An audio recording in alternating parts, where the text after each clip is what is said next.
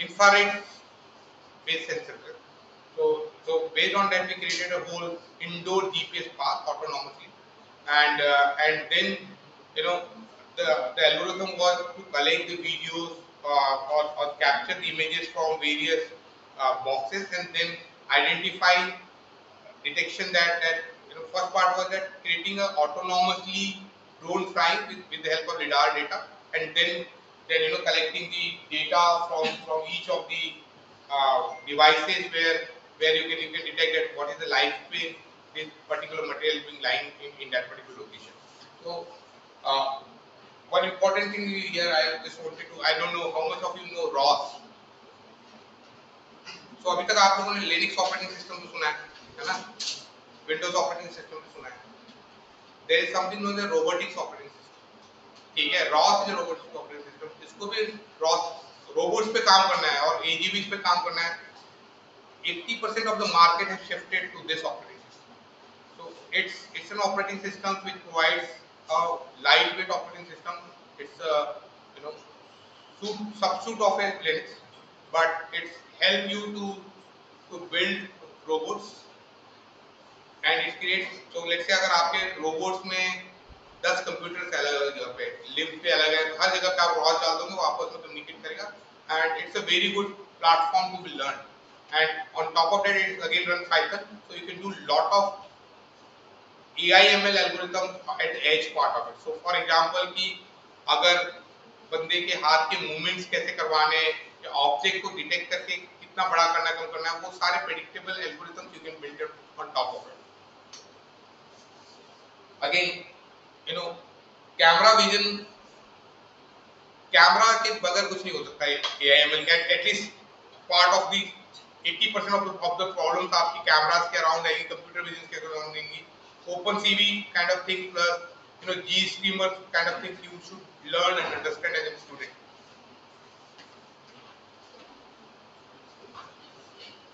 Apart from that, we created a whole edge platform.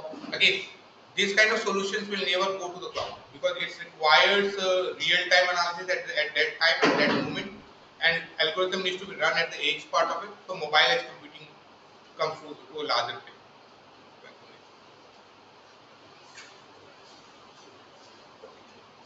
This is very interesting thing. So if you look at industries 4.0, and you might have seen so many companies were building up the robots. Boston Dynamics, Jackal, there are many companies who are building up the robots. But everyone is building up robots as an individual robots. And all the brains are inside that robot. So there is no, but if you look at a shop floor, you need n number of robots to be, because अगर आपने एक robot को बोला है यहाँ से वहां से जाकर सामान उठाकर लाओ, तब तक कहीं और कुछ काम भी कराना, कुछ कन्वेयर बेल्ट पे चल रहे हो, कुछ नहीं कर रहे हो. तो you need, and secondly each individual robots पे अगर आप ब्रेन डाल देते हो तो सारा decision making local. So our customer comes up and said, can we do something so that we can remove the brain of the robot and create robot as a more, since we have 5G coming in, it provides 5 milliseconds of latency. Can you do something where you can remove the brain of the robot, take to a mobile edge computing part of it, reduce the cost of the robot, and as well as create a fleet management portal for the robot. So what we did is we created a whole, we created some of the algorithm, collision detection is one of the algorithms we created based on the AML and prediction part of it. Plus, we remove the brain of the robots and put into the mobile edge computing part of it and connected each robot with a 5G as a connectivity part of it and created a whole fleet management program. When I say fleet management, you can actually tell robot that, hey, one robot you go here, second you go there, third one you go and do this. If they are finding in between certain obstacles, they will automatically guide it to the least path which you talked about earlier. They will also find once they have done their work completed, they will go back to their location, parking location, do the charging of it by themselves. So we created a whole platform and an edge computing platform for the robots part of it. Now, where does an AI ML comes in? So AI ML comes in creating all the collision detection algorithm, detections of objects. So, you know, let's say when we are detecting an object, whether it's when the hand is picking up certain thing, how whole object will look like, how does it will detect detection of an object. That was another area where we created a whole algorithm part of it. And we created a whole way path for the robots to go from one location to another, and creating a whole fleet management inside the industry part of it. And secondly, it was outdoor as well as indoor part of it. So look at the whole within a campus, you can do outdoor as well as indoor part of it.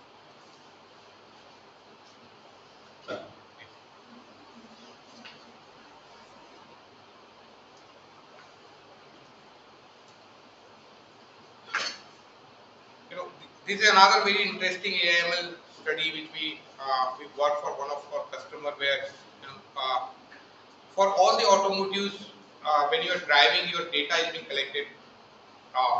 Not at least for the connected cars, all the data is being connected. Not in India, but especially in Europe and US, all the data being collected. So when you are driving, at the back end system know that you are moving from one place to another place, you are moving, how you are driving, what is your behavior. So we collect all this data from the car manufacturer. So FCA is your customer, and we collect the data from this car manufacturer, and then we created on top of that an algorithms and AI algorithms where we tell to insurance company that what is the behavior of driver, whether it's a rush driver, and based on that their insurance charges varies. So based on this platform, insurance company buy this data and then based on this platform, in India हमारा insurance charge तो last year में depends on कि हमारा accident हुआ है नहीं हुआ है, हमने क्लेम कराया नहीं करा, उस पर डिपेंड करता है, बाहर ऐसा नहीं है. Whether driver is a rush driver, whether you are so we collect all the data that whether you are a jerky driver, whether you are a rush driver. So based on those data, we created a whole platform where we can give a certain data points to first of the insurance company. So we created again AI/ML algorithms on top of that to say that hey, this driver becomes the we categorize those data into various categories and then run certain algorithm to refine those things for the insurance company. The second part of the algorithm was that driver risk index. How does a driver drive, whether it's a risky driving, and whether and also predict. We tell the driver that you are going to make accident at certain period of time the way you are driving, based on the whole engine related data we collect from. So look at the automotive industry, how AI/ML are being used. I'm just trying to give some of the reference case studies, so that I talk about initially about telecom part of it, where consumers areas where this is being used. Now you look at the automotive industries are being used for whether for your insurances, whether for your risk management, and even for the battery health. So the way you are driving, the data from the battery is being collected.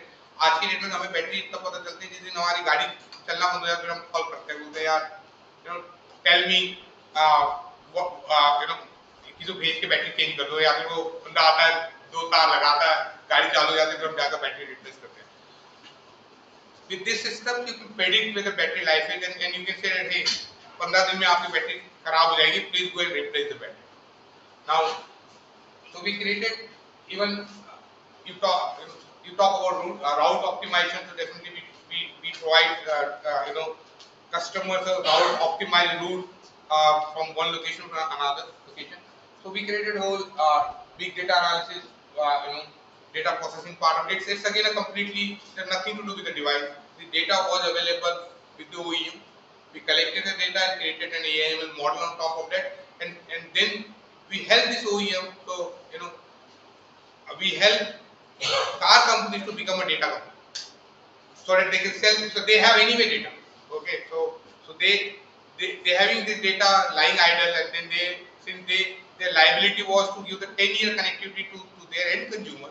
So we took this data, we created analytics, and we said, hey, now you go and sell it to the insurance company. Now you can go and sell it to the end consumers also if they need those data to available.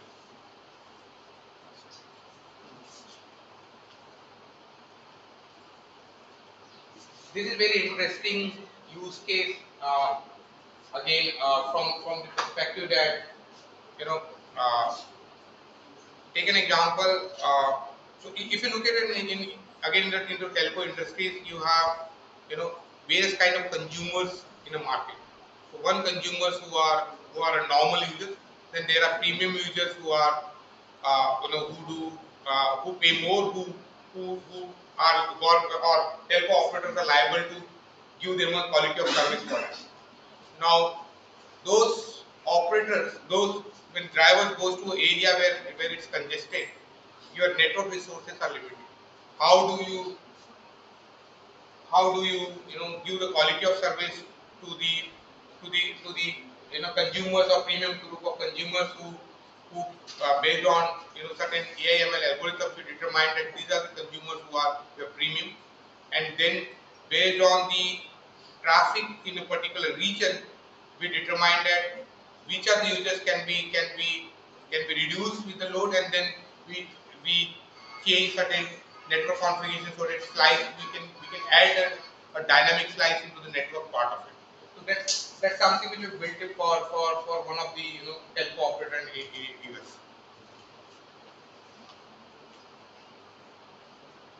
I think that's all from my side in terms of use cases.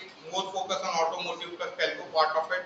But in general, if you look at uh, the first use case of AI is the generative AI in a normal life. If you see it, uh, nowadays अब हर कोई बंदा होता है जाओ chat GPT पे वहाँ से आप अपनी in fact internally we created a program neuro journey in Amantya where even when someone is writing a code he can use the chat GPT kind of thing to write the code and get learned from that.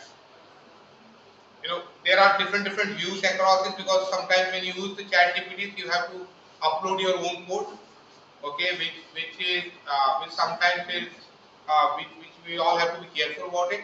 But generative AI is something which will touch base for individual month to be used in our life, day-to-day life. It, you know, I don't know, you have started using Bing. Bing has started introducing the chat inside it, where it becomes more of. So till now we were doing a search for a particular item, and we don't know whether that search is right or wrong. But there was no question and answers kind of thing which have generative AI has bring it. So there is immediate use case. People are seeing that, and then definitely lot of APIs are being already open for the from the generative AI. And then student and as well as those who are interested in this, those so they can take their APIs. Mostly are open APIs. Definitely, unless until you start a usage at beyond a certain level, you don't you have to pay, but at least you can start understanding those and building algorithms on top of it. So at least your text-based, voice-based, chat-related things or informational part of it, you can use a lot of their APIs and build an application on top of that. Thank you very much. Any questions, anything which comes to